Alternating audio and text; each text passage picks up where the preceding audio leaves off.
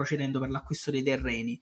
Come aveva promesso, chiaramente lui aveva detto poserò la prima pietra, mo tutti si appelleranno al fatto che lui in realtà sta solo finendo di acquistare i terreni, ancora deve cominciare, bla bla bla bla bla bla bla bla bla, però lui aveva detto che comunque avrebbe cominciato e in realtà sta cominciando.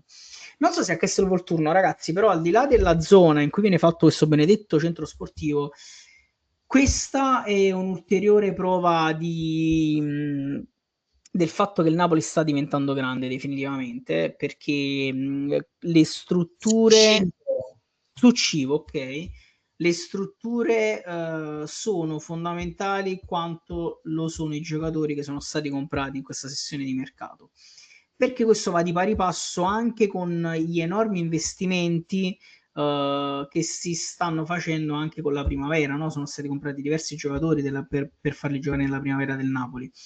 Tutto questo, chiaramente, tutti questi investimenti sono finalizzati poi a creare il nuovo centro sportivo, a creare chiaramente un ambiente in cui questi ragazzi possono crescere in maniera diversa rispetto a come sono cresciuti fino ad ora. Perché quello probabilmente De Laurentiis si è reso conto che è un altro modo per arrivare a dei risultati e soprattutto per fare soldi, ragazzi, perché era fondamentale cominciare il discorso del centro sportivo, è stato iniziato e siamo tutti felici di questa cosa, penso.